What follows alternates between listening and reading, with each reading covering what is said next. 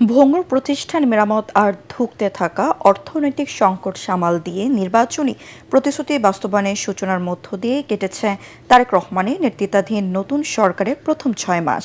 দরিদ্র প্রান্তিক জনগোষ্ঠীর জন্য ফ্যামিলি কার্ড, কৃষক কার্ড, সুদসহ ১০,০০০ টাকা কৃষি ঋণ মওকুফ এবং বিভিন্ন খাতে ভাতা প্রবর্তন মানুষের মনে নতুন আশা সঞ্চার করেছে।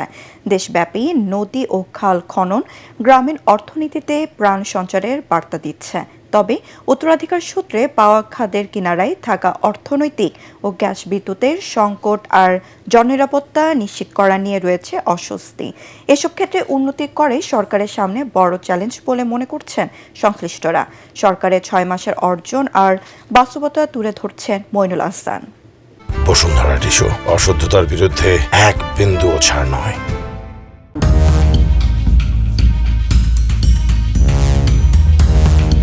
পাহাড়সম সমস্যার বিপরীতে আকাশসম প্রত্যাশা নিয়ে যাত্রা শুরু করা তারেক রহমানের নেতৃত্বাধীন সরকারের দায়িত্ব গ্রহণের ৬ মাসের প্রাপ্তি অপ্রাপ্তির মূল্যায়ন করা কতটা বাস্তবসম্মত, এমন প্রশ্ন নিয়ে ৬ মাস পূর্ণ হল বিএনপি সরকারের। ত্রয়োদশ জাতীয় সংসদ নির্বাচনে ২/৩ বেশি সংখ্যাগরিষ্ঠতা নিয়ে চলতি বছরের ১৭ই ফেব্রুয়ারি যাত্রা শুরু করে তারেক রহমানের নেতৃত্বাধীন বিএনপি সরকার। ভোটের কালি হাত থেকে মোছার আগেই নির্বাচনী প্রতিশ্রুতি বাস্তবায়নে কাজ শুরু করে নতুন সরকার। অগ্রাধিকার নির্ধারণ করে ১৮০ দিনের কর্মপরিকল্পনা বাস্তবায়নে কাজ শুরু করেন প্রধানমন্ত্রী তারেক রহমানের ক্যাবিনেট। দায়িত্ব নেয়ার ৬ মাস পূর্ণ হওয়ার আগেই গেল ১০ মার্চ সুবিধাবঞ্চিত নারীদের সামাজিক সুরক্ষা কর্মসূচির আওতায় আনতে ফ্যামিলি কার্ড বিতরণের সূচনা হয়।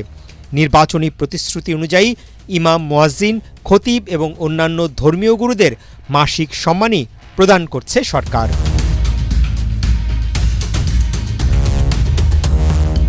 সরকার গঠনের প্রথম সপ্তাহেই সারা দেশের ১৩ লক্ষ ক্ষুদ্র ও প্রান্তিক কৃষকদের সুদসহ ১০,০০০ টাকা পর্যন্ত কৃষি ঋণ মওকুফ করা হয়। কৃষিকে অগ্রাধিকার ও কৃষকের স্বার্থ রক্ষায় কৃষক কার্ড চালুর মাধ্যমে গোটা কৃষি ব্যবস্থাপনাকে আনা হয়েছে ডিজিটাল কাঠামোর আওতায়।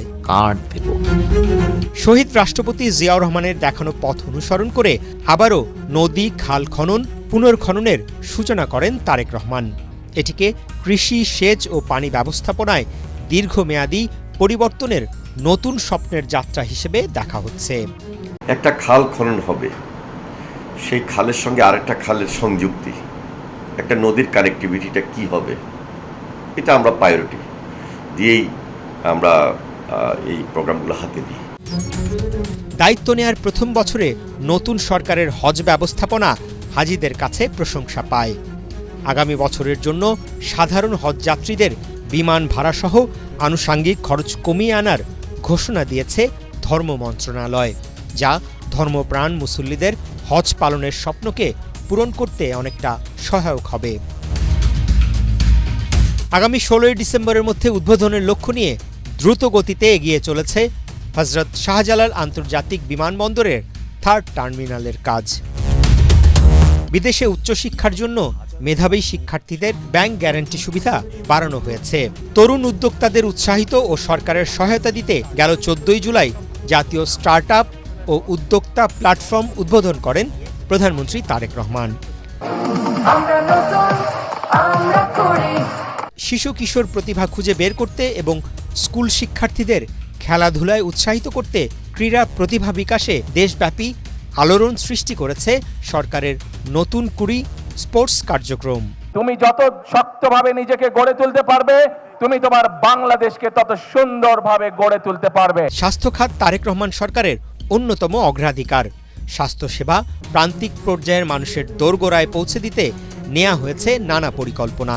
বিগত সরকারগুলোর অবহেলায় প্রাণঘাতী রূপ নেয়া হামে শিশু মৃত্যু রোধ করতে জরুরি ভিত্তিতে টিকা সংগ্রহ করে দেশব্যাপী টিকাদান কর্মসূচি চালু করা হয়।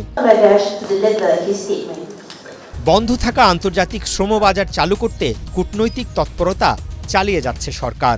এর সুফল হিসেবে মালয়েশিয়ায় শ্রমবাজার পুনরায় চালুর খবরও এসেছে। বন্ধ কলকারখানা পুনরায় চালু করতে এবং অর্থনীতিতে নতুন গতি সঞ্চারের জন্য ৬০,০০০ কোটি টাকার বিশেষ তহবিল ঘোষণা করেছে বাংলাদেশ ব্যাংক।